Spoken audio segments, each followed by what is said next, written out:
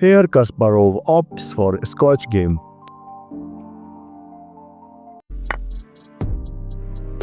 And this is known as Schmidt variation.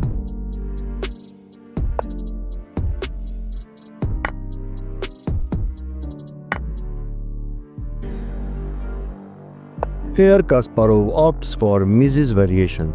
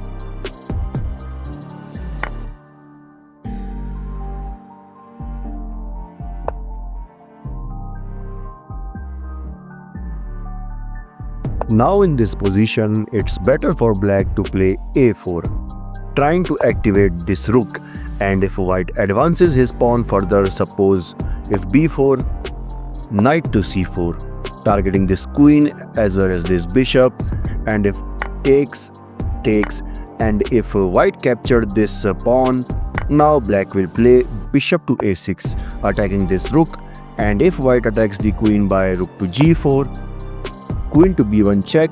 Here white can just block this check with the queen, but guys, I have something crazy for you. Here in this position, white can actually sacrifice his rook by playing king to f2, because after takes, now white will play e6, and you can see that here white is threatening to capture this g7 pawn, and the only way to defend this is the move f6.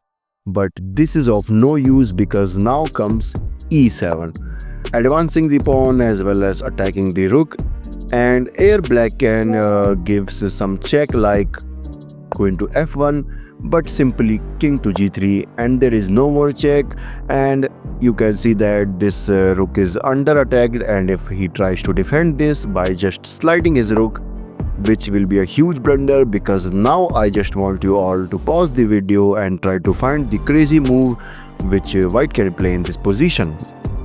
In this position, white can actually sacrifice his rook by playing rook takes g7, and if black capture this with the king, queen to g5 check, king to f7, queen takes f6 check, king to g8, queen to g7 checkmate. Okay, so let's go back to our original game after the move f3. Yeah, after this move, here black did this missed this variation, and instead he played bishop to f5. This move is an inaccuracy because now white will play g4, targeting this bishop.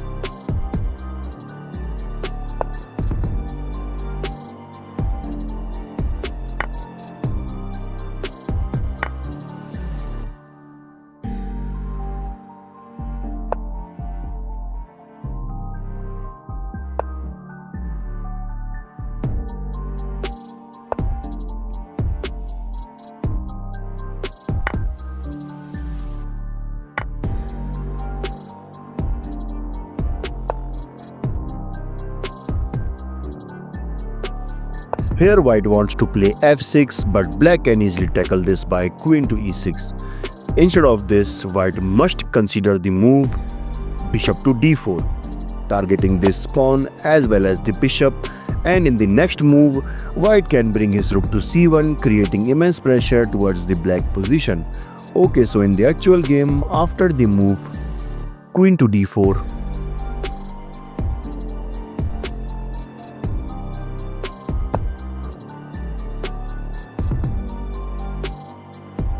and in this position, black can't capture this b3 pawn, because if black captured this with the bishop, yeah, then white can play bishop to d3 and you can see the threat.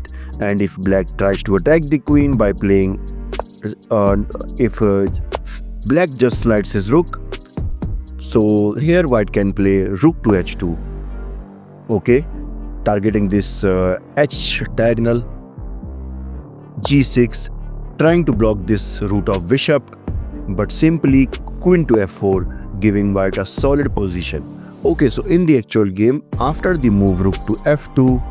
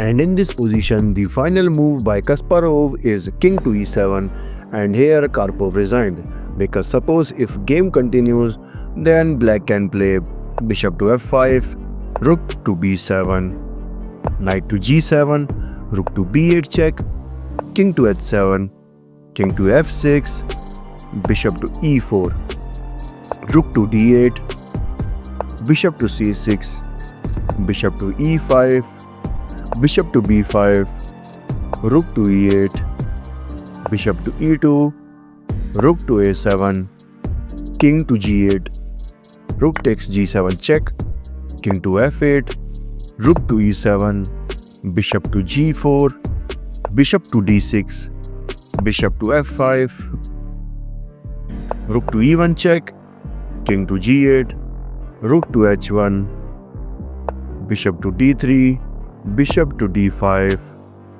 bishop to e2, rook to h6, bishop to h5, king to e7, threatening checkmate, and which can't be stopped. What an amazing game by Kasparov.